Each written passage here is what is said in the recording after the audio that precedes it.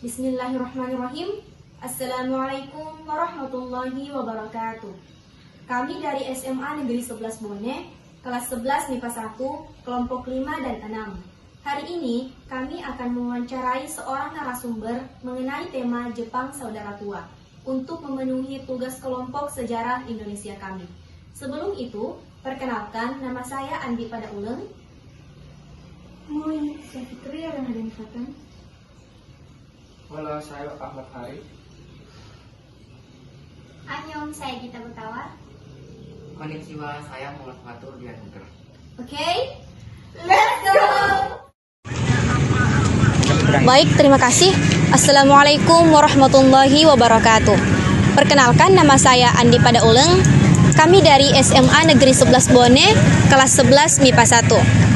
Hari ini kami akan mewawancarai seorang narasumber mengenai tema Jepang Saudara Tua. Kami dari kelompok 5 dan 6. Untuk mengefisienkan waktu, sebelum itu izinkan narasumber kami memperkenalkan diri. Dipersilahkan. Oke, assalamualaikum warahmatullahi wabarakatuh.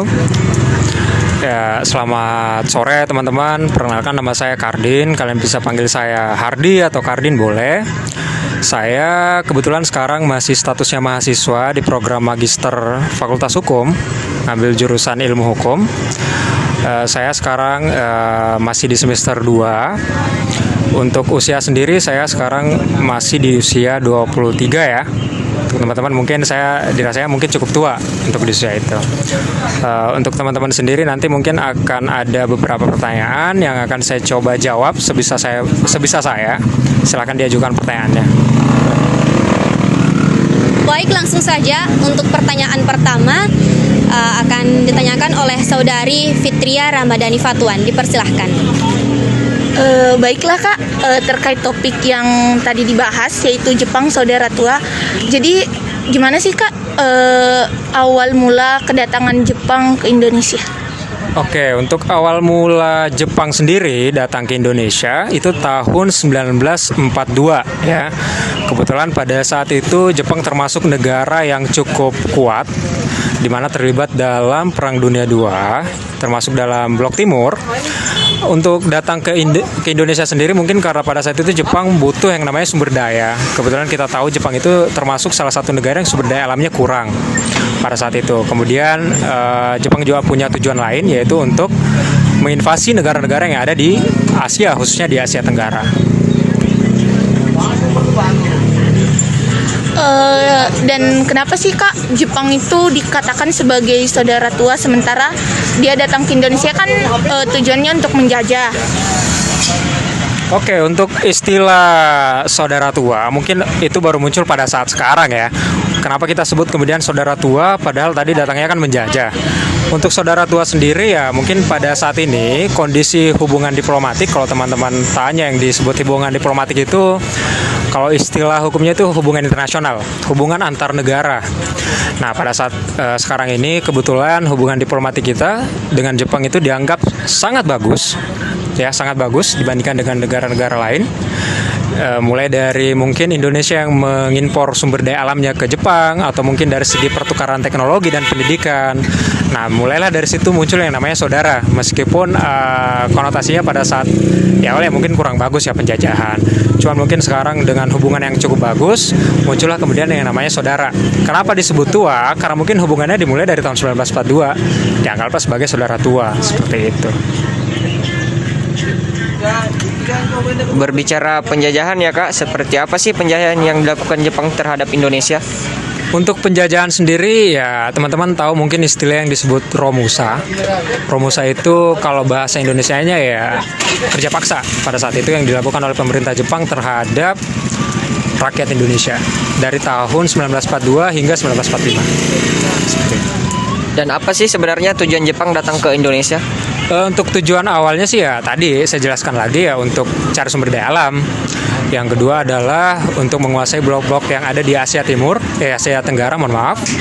termasuk pada saat itu adalah sudah termasuk China yang dikuasai terlebih dahulu dan Korea, dan Jepang pada saat itu butuh yang namanya sumber daya alam, baik dari segi makanan mungkin karena Jepang kita ketahui tadi yang saya jelaskan kurang sumber daya alam, terus yang kedua untuk alat-alat militer, untuk keperluan untuk pembuatan alat-alat militer juga mungkin dibutuhkan dari Indonesia seperti itu.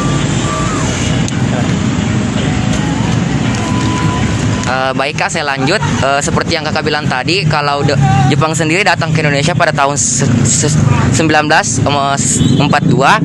sampai 1945. Alasannya Kak, kenapa Jepang sendiri itu berakhir menjajah Indonesia pada tahun 1945? Mungkin untuk kenapa kemudian berakhir di 1945 mungkin penjelasannya agak panjang, cuman saya agak persingkat di sini. Untuk di 1945 sendiri, kenapa sih kemudian Jepang melepaskan Indonesia dari penjajahan? Sebenarnya sih bukan melepaskan, cuman pada saat itu Jepang dalam kondisi di mana di tahun 1945 Jepang ada pengeboman di bukan pengeboman sih, ada istilah bom nuklir atau bom atom oleh Amerika Serikat, pemerintahan Amerika Serikat terhadap wilayah yang disebut Nagasaki dan Hiroshima di Jepang, di mana di situ adalah pangkalan militer Jepang pada saat itu. Nah, kenapa kemudian Indonesia lepas dari Jepang? Ya, karena pada saat itu Jepang mengalami krisis sebenarnya. Krisisnya kenapa? Ya, kita tahu bahwa korban pengeboman itu tidak sedikit. Kembalilah pemerintahan Jepang ini untuk perbaiki negaranya sendiri di Jepang. Nah, kemudian Indonesia mengalami kekosongan. Nah, karena kekosongan ini diambillah kesempatan oleh pemuda-pemuda kita dan Bapak Insinyur Soekarno pada saat itu di tanggal 17 Agustus 1945 untuk mendeklarasikan kemerdekaan. Seperti itu. Kurang lebihnya seperti itu. Terima kasih Kak atas kesediaannya karena telah bersedia menjadi narasumber kami. Itulah tadi proses wawancara kami. Semoga video ini dapat menambah wawasan dan pengetahuan bagi teman-teman sekalian. Sekian dan terima kasih.